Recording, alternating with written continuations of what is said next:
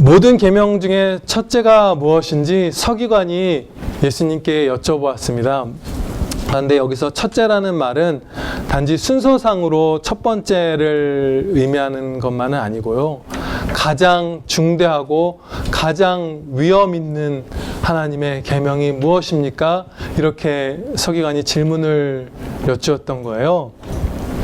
근데 예수님께서는 아주 명확하게 직설적으로 답변을 해주셨습니다. 첫째는 이것이니 이스라엘아 들으라. 주 곧 우리 하나님은 유일한 주시라. 너의 마음을 다하고 목숨을 다하고 뜻을 다하고 힘을 다하여 주 너의 하나님을 사랑하라 하신 것이니라. 아멘. 근데 놀랍게도 이 예수님의 진리의 답변에서요, 예수님께서는 우리의 계명 순종이나 신앙, 이 모든 것들을 사랑으로 포괄하셨어요. 그렇죠? 계명이 무엇입니까? 첫째가는 계명이 무엇입니까? 그러는데 사랑해라, 사랑이다 말씀하신 거예요. 그러니까 이 예수님의 이 답변해 주신 말씀 안에는 마치 나의 자녀들아 너희는 하나님을 사랑하기 위해 구원받은 자들이다. 얘들아 너희가 받은 생명은 하나님을 영원토록 사랑하는 그런 생명이다. 이런 말씀을 담아서 주신 것이에요. 그런 말씀이 들어있는 거죠. 그러니까 성도의 삶, 성도의 생명이라는 것은 의무감이나 두려움 같은 것에 끌려가는 삶도 아니고 미지근하고 그냥 고요하고 조용하고 이런 정도의 안정을 누리는 삶도 아니고 열렬한 사랑의 삶인 것이에요. 그 환희로, 낯선 단어죠. 환희, 열심, 열성, 열렬함 이런 것들로 끌어오르는 그 기쁨의 사랑의 삶이 너희의 삶이다. 지금 이 말씀 가운데서 가르쳐 주시는 것입니다. 그렇기 때문에 예수님께서는 라오디게아 교회의 미지근한 신앙을 그 요한계시록에서 꾸짖으셨던 거예요. 왜냐하면 우리의 삶은 하나님을 사랑하기만 하면 만족되는, 또 하나님을 사랑할 수 있는 모든 기회와 여건과 성향을 다 부여받은 성도의 삶이기 때문이에요. 그래서 미지근하게 너희가 살지 말고 뜨거운 사랑의 삶을 살거라 항상 불러주시는 것입니다. 그런데 아시다시피 사랑은 만족되지 못하는 경우가 사실은 거의 대부분이에요. 인간이 품고 행하는 사랑은 만족되지 못하는 경우가 더 많은 것 같아요. 그래서 오늘 본문 말씀을 수종드는 제목으로서 사랑이 만족되는 신앙이라는 제목을 정한 것도 만족되지 않는 신앙이 너무나 많기 때문에 그것을 근간으로 해서 이런 제목을 제가 정했거든요. 우리가 알다시피 세상에서 사랑에 대해서 개인이 이야기하는 것들, 무슨 예술 작품으로 그리고 부르고 써서 남긴 것들, 어떤 분석들, 상담들, 강연들, 모든 것에 그 사랑에 대한 모든 인간의 외침 가운데 고통이나 슬픔이나 그리움 같은 것들이 지배적으로 군림하고 있죠. 사실은 그 위에. 그런 것들을 볼 때 동서고금을 막론하고 인간이 하는 사랑의 대부분은, 거의 대다수는 다 불만족한 상태로 슬픔으로 귀결된다는 것을 우리가 확인할 수 있어요. 그 사랑은 남녀간의 연애, 부부, 부모, 자식, 우정 모든 것들을 아우르는 것이죠. 그런데 이렇게 사랑이 만족되지 못한다는 것은 아주 심각하게 비참하고 중대한 문제입니다. 왜냐하면요, 사랑이라는 것이 우리 영혼의 가장 중요한 성향이기 때문이에요. 가장 주도적이고 강력하고 핵심적인 영혼의 성향, 영혼의 기능, 영혼의 능력이 바로 사랑이기 때문에 사랑의 실패는 사실 그냥 우리 삶 전체의 실패를 의미합니다. 예를 들어서요, 이 사랑의 주도성과 이 중요함에 대해서 한 가지 예를 들면요, 우리가 무슨 행동을 할 때 동기들이 많죠. 무슨 두려움으로 무슨 일을 행할 수도 있고, 염려 때문에 행할 수도 있고, 또 의무감이나 탐욕이나 성취감, 교만함, 미안함, 선하고 악하고 여러 가지 아무튼 동기가 수없이 많아요. 그것들이 우리를 뭔가를 행하게 만드는 요인들이죠. 그런데 이 수많은 요인들이 우리가 어떤 대상을 향해서 큰 사랑을 품을 때 다 정복당해요. 오직 사랑의 요인 하나로 사람이 끝내 움직이게 된 거예요. 다른 동기들은, 다른 영혼을 끌어당기는 모든 것들은 사랑 앞에 굴복해요. 그래서 무슨 운전 같은 것도 겁 많아서 못하는 어머니들이 자녀가 위험에 처하면은 불타서 소방관들도 못 들어가는 집으로 뛰어들어가고 하잖아요. 다른 모든 동기들, 모든 염려들, 모든 끌리는 것들을 다 정복하고 인간의 영혼을 한 길로 끌어가는 것이 사랑이에요. 이만큼 사랑이 주도적이고 우리 영혼의 가장 중대한 성향이기 때문에 사랑에 실패하는 것은 아주 비참해지는 것이에요. 근데 왜 우리가 이렇게까지 사랑을 중심으로 살아가는 존재가 되었는가? 그렇게 창조받았는가? 하나님은 사랑이시라 가르쳐 주시잖아요. 성경 말씀에서. 그런데 이 말씀대로 하나님의 성품 가운데에서 핵심이 바로 사랑인데 하나님은 사랑이시다라고 할 만큼, 그런데 하나님께서 인간을 하나님의 형상대로 창조해 주셨잖아요. 하나님을 사랑하면서 하나님을 찬양드리는 사랑의 아들, 딸들로 창조해 주셨기 때문에 우리의 성품의 핵심이 바로 사랑일 수밖에 없는 것이에요. 은혜를 입었던 그 이유 때문에.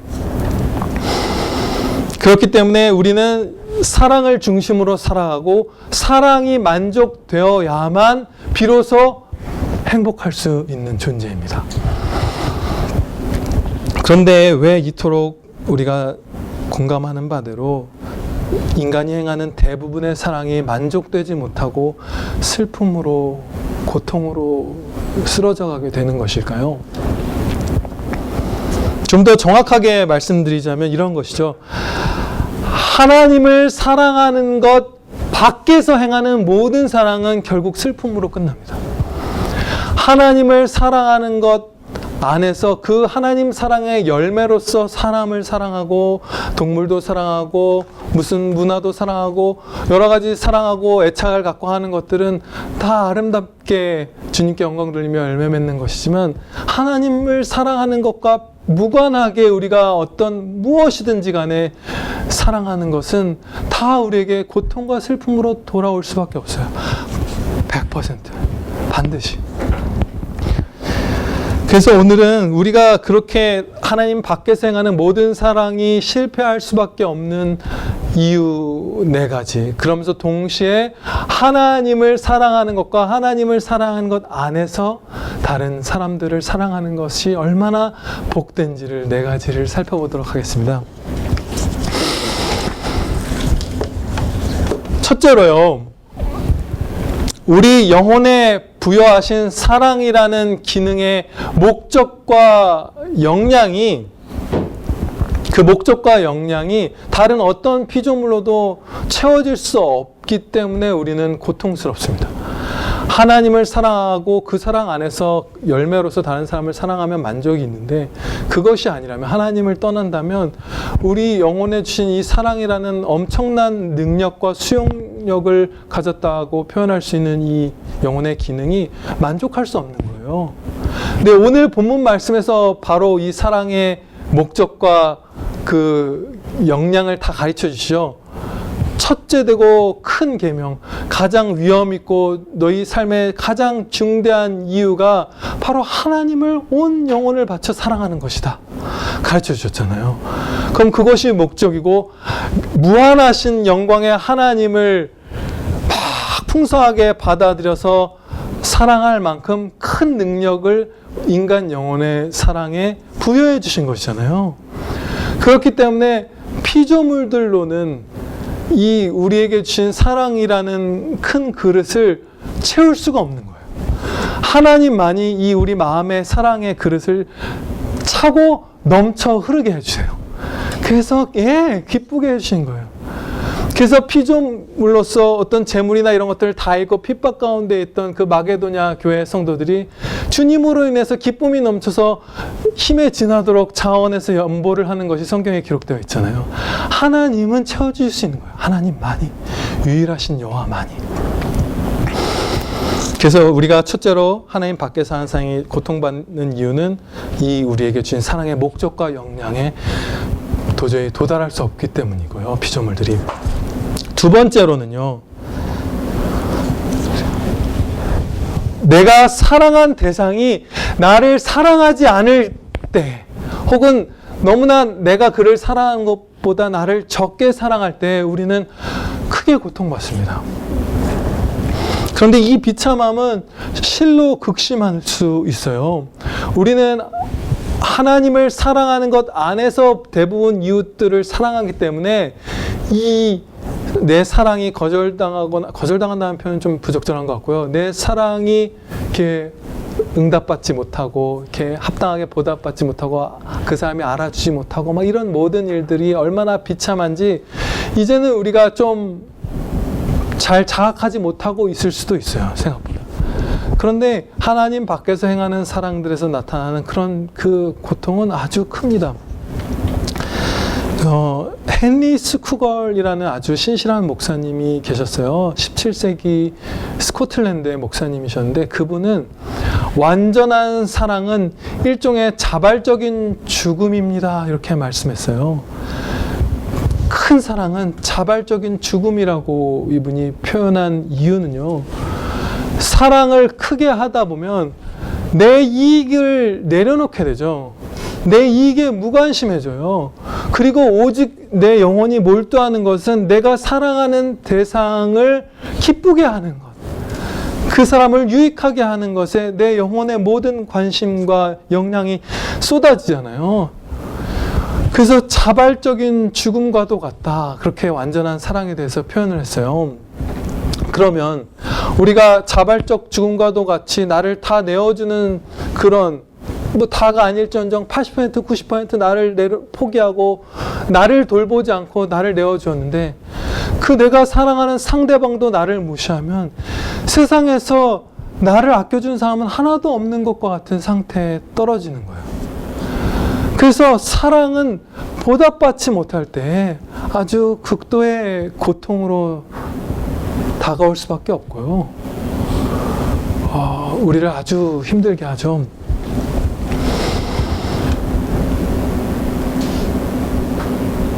그런데 하나님께서는 우리의 사랑에 완전하게 응답해 주시고 보답해 주시고 반응해 주시잖아요. 근데 사람이 혹시 정말 애를 쓰면 서로 상호간에 하나님 밖에서도 두 인간이 서로를 완벽하게 상응하는 사랑을 하면서 서로 비참해지는 건 없이 다 보답받는 사랑은 보답에서 만족을 얻거든요.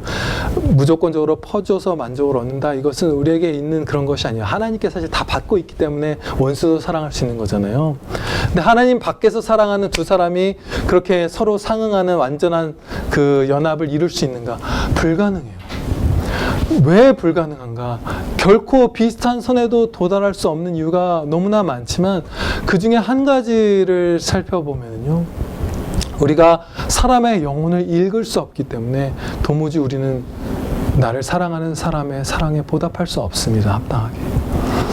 사소하게 먼저 예를 들어보면, 무슨 아내가, 저는 이제 남편의 역할이니까 아내가 생각나네요. 아내가 부엌에서 저녁 식사를 준비하는데 이 자매가 나를 향한 사랑으로 막 영혼이 기뻐서 막 춤을 추면서 막 도마질을 하는 건지 무덤덤한 건지 아니면 뭐 화가 났는지 알 길이 없어요. 우리는 전혀 알 길이 없고요. 그리고 사실은 우리가 큰 어려움에 처했을 때, 우리가 죄악으로 치달을 때, 힘들어할 때 우리를 위해서 밤낮으로 눈물 흘리면서 영혼을 쏟아서 기도하는 사람들이 있죠. 그런데 우리는 몰라요. 그 마음에 그 진땀을 흘리면서 그 신음하며 가슴을 통곡하면서 치면서 나를 사랑해서 주님께 부르짖는 그 어미의 사랑, 그 친구의 사랑, 그 형제의 사랑을 우리는 몰라요. 우리의 연약한 지각의 그 틈으로 나를 향한, 여러분을 향한, 우리를 향한 사랑들의 그 마음이 다 빠져나가요. 우리가 알고 있는 것은 극히 일부밖에 안 되는 거예요. 나중에 막 알고 그래요. 아, 맞다. 돌이켜 생각해보니까 내 여자친구가 이렇게 나를 사랑했었지. 내 아내가 이런 거 나중에 알고 막 이러잖아요. 후회하고. 몰라요. 우리는 도무지. 그런데 하나님께서는 우리가 하나의 목소리로 찬양을 드리고 있어도 그 심령에는 마치 그 웨슬리 목사님이 쓴 찬양 가사처럼 만 개의 입이 있으면 그 입을 다 가지고 구주 주신 은총을 내가 찬양하고 싶습니다 하는 그 열망이 우리 마음에 있다는 것을 하나님은 다 보시고 다 알아주시고 다 보답해 주십니다. 예. 그래서 예수 그리스도의 신부된 우리는 서러움이나 비참함은 절대로 겪지 않는 사랑받는 아내들입니다. 네. 세 번째로요, 우리는 사랑하는 대상을 보지 못할 때, 볼 수 없을 때 고통받습니다.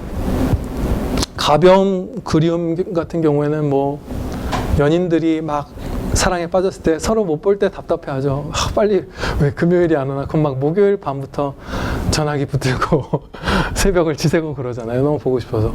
그 갈망이 있거든요. 근데 그것이 어느 도를 지나치면 슬픔으로 막 변하죠. 고통이 되죠. 그 여러분들도 보셨을 분들 많을 것 같은데 미국 그 군인들은 파병을 많이 가고 막 그러잖아요. 그런데 그 어떤 젊은 여인이 아기를 데리고 이렇게 있는데 파병 나갔던 남편이 막 몰래 돌아와서 이렇게 아내 앞에 깜짝 파티로 친구들과 나타나고 이런 것들 찍힌 장면들, 감동 뉴스, 감동 영상 이런 걸로 인터넷에 올라오고 그러잖아요. 그런 거 보면 막 엉엉 울려. 그 고통이 위로받을 때 나오는 그 눈물을 막 쏟아내잖아요.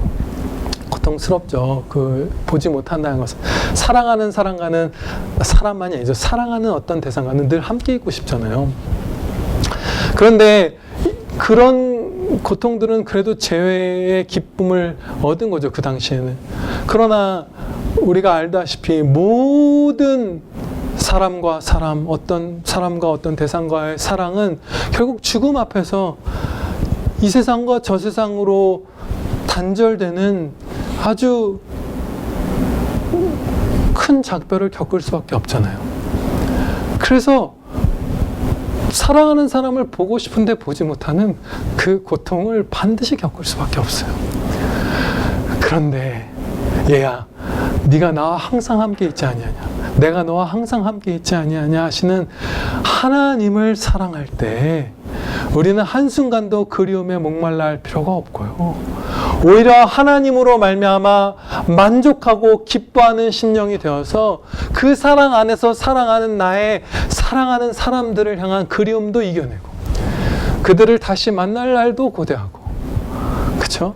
그리고 환난 가운데 있고 멀리 떨어져 있는 내 형제 자매들, 내 사랑하는 가족들, 친구들을 위해서 밤낮으로 부르짖어 간구할 힘도 얻고 그 모든 은혜를 얻는 것입니다.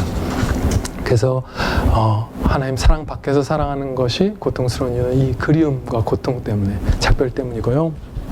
네 번째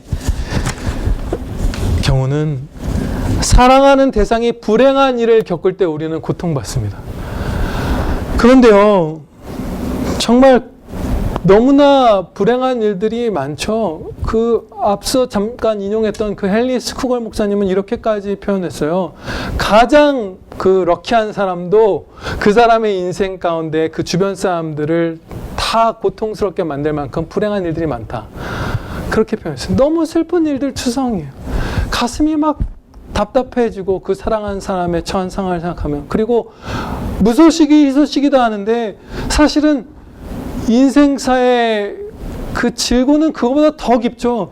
소식이 없는데 무슨 일이 생긴 거 아닌가 두려울 때가 있잖아요. 괜찮나 얘는?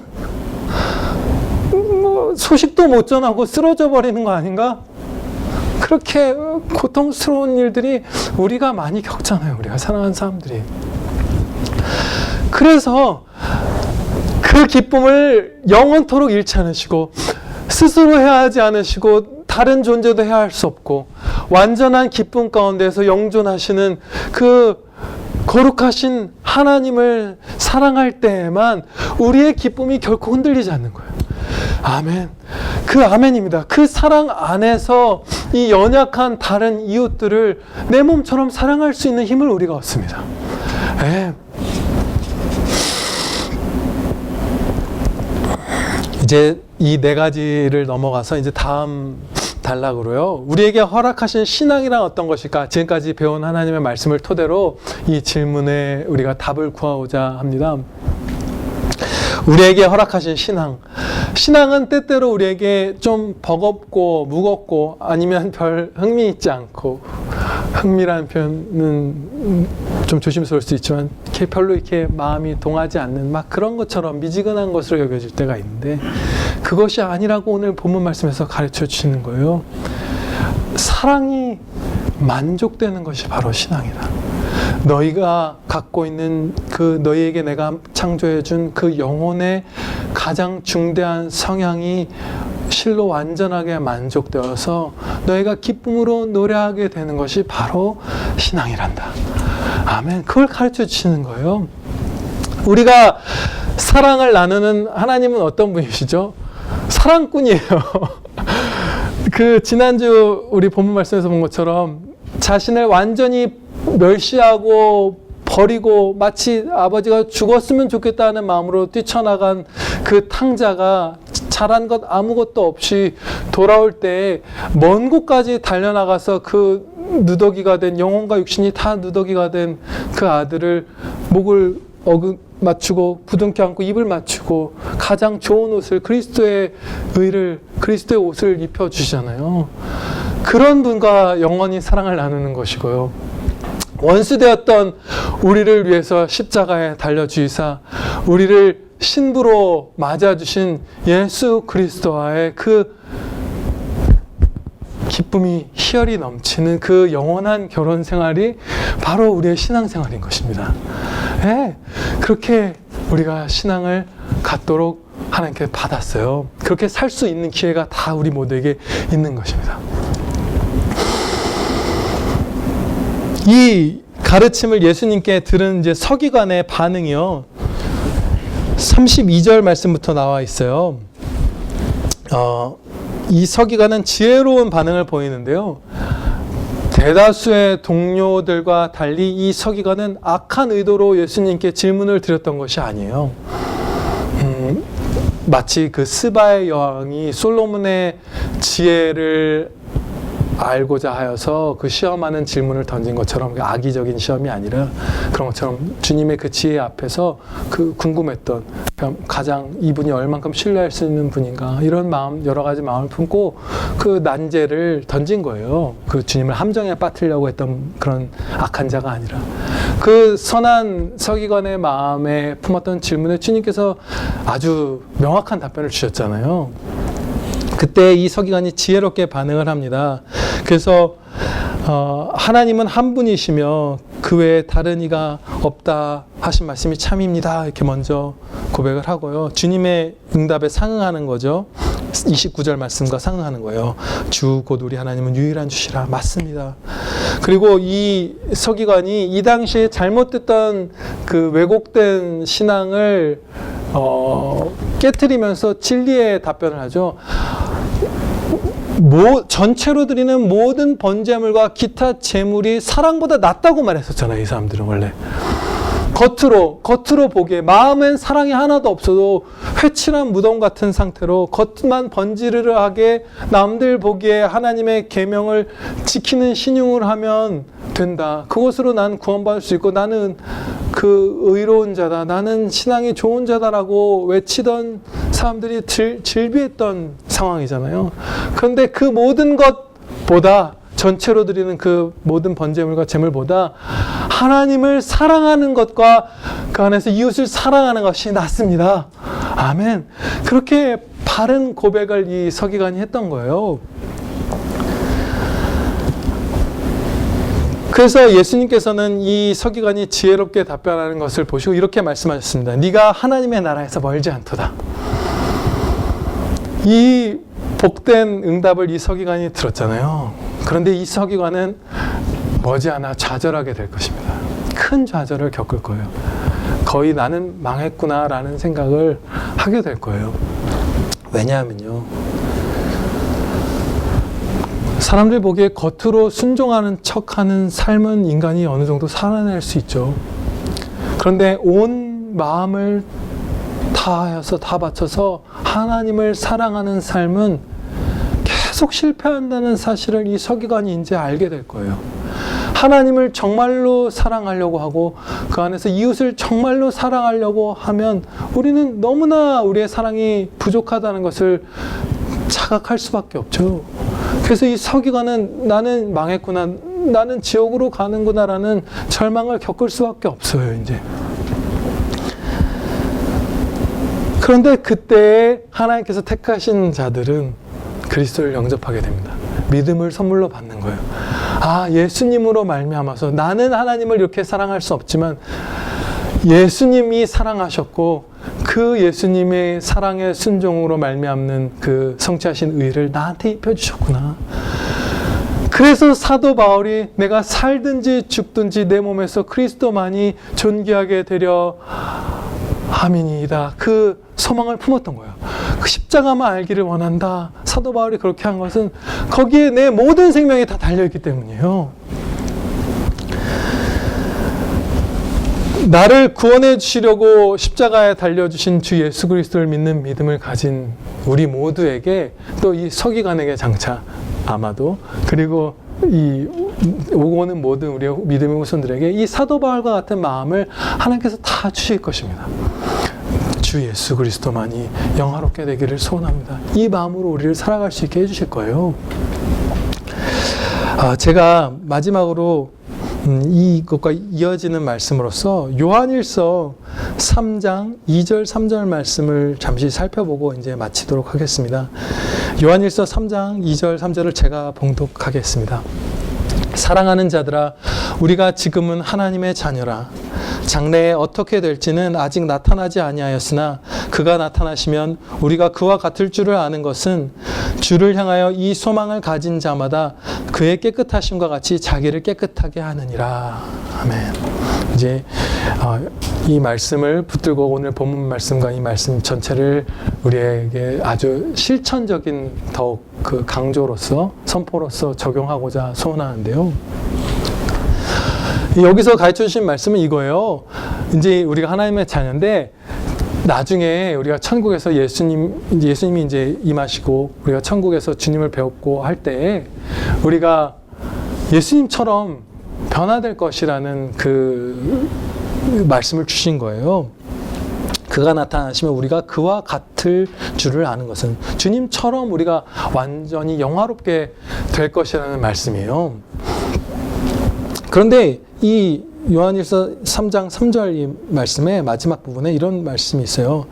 주를 향하여 이 소망을 가진 자마다, 그러니까 우리가 장차 주님처럼 완전하게 영화롭게 될 것이라는 소망을 가진 자마다 그의 깨끗하신과 같이, 주님의 깨끗하신과 같이 이 땅에서도 나를 깨끗하게 하려고 그 성화의 싸움을 힘써 하느니라, 이 말씀을 이제 주신 거예요. 근데 저는 이게 잘 이해가 안 됐었어요. 어떻게 이게 동기가 이렇게 연결이 되는가가 모호했던 거예요. 물론 어느 정도는 당연히 이해가 되지만 이상했던 거예요. 내가 장차 천국에서 주님과 같이 영광된 그 영혼과 육신을 갖게 될 것이다, 예수님처럼.